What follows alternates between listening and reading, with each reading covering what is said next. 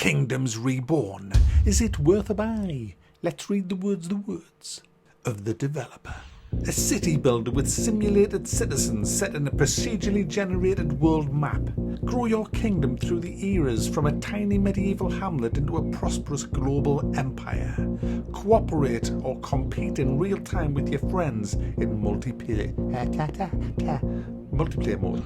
So this, guys, is a bit of Banished. Quite a bit of Banished. A lot of Banished. Gotta have a bit of Banished in there. You got some Anno thrown in there. And then it's all sprinkled with hundreds and thousands of civilization.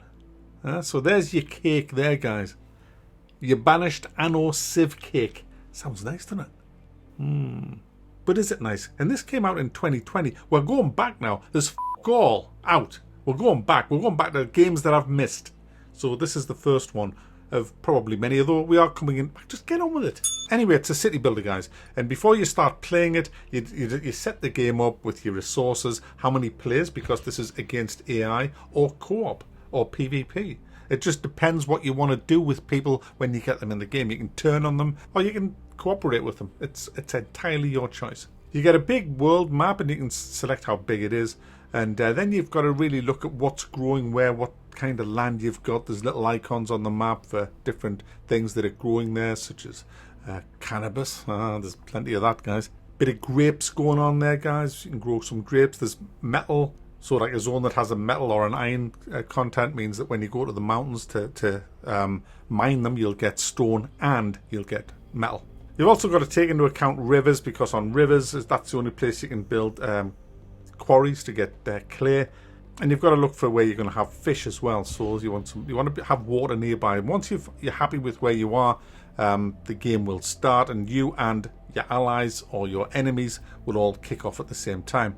And what you've got to do is a city build. You've got to build your city, and you do that through the seasons.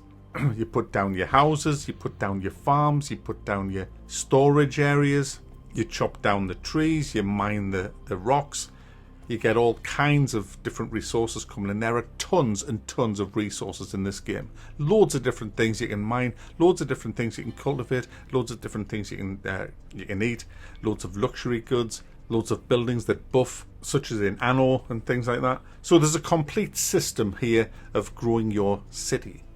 However, this game is different to the likes of Anno, the likes of Banished, and so on and so forth, because what this does, it's based on a card system. You will be given every season, at the end of every season, a choice of cards, just different buildings. Now these are only going to be buildings that you've actually unlocked through research and development, which I'll come to in a minute. So as you unlock things, you will be offered, guys, these cards. And when you buy one of these cards, you can then build that particular building. But you can only hold a certain number of cards, and you can see where the cards are on the bottom of the screen here. And once it gets too full, you can't hold any more cards until way later on in the game when you unlock a place where you can store cards that you don't actually want to use. Now, that sounds pretty good. Well, I thought that sounded pretty good. Unfortunately, it's not done very well, because there's these cards called wild cards. Now what that means is you can buy it for a mere 15 gold, and that will give you the choice of any building you've unlocked. So you don't really need this offering that goes on every season where you get offered 5 cards. You just need to stock up on wild cards, and then you can pretty much build anything you've ever unlocked. So it totally negates the whole point of the card system. So I just kept buying all them for 15 gold, and I never ever had a point where I couldn't get a building that I'd unlocked because I just had so many wild cards.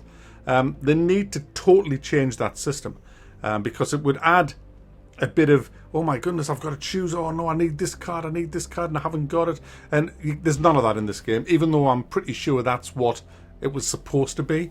So the only way I can think of this is, I think you should leave the wild card in, but it should cost way more than 15 gold.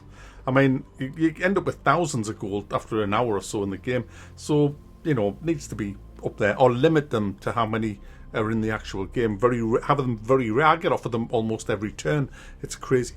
Anyway, as you're going on through the game, and you have to unlock other areas of the map, because you're just limited to building the tiny area you choose when you first select your starting point.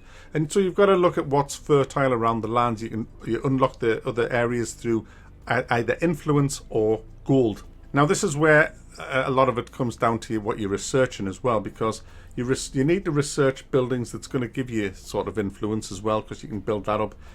Research buildings that's going to give you gold. You can research lots of upgrades to your buildings to give you more gold, more production value. You create cards that you can slot into the actual buildings to increase productivity, morale and things like that, because you've got to keep the people happy. You'll draw more people in if you do that. You'll get more productivity out of them as well. So it's important that there's a lot to manage in this game. There's a lot to keep an eye on, but on the normal difficulty I found it just crazily easy. You've got to turn the difficulty right up, I think, in this.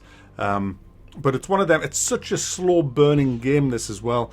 I mean, I've played it for 8 hours now, and I want to start again because I've learned so much just playing it. This would be my third restart. So you've got to play the game for a good few hours before you can actually. You'll make. It's one of them games where you'll make mistakes.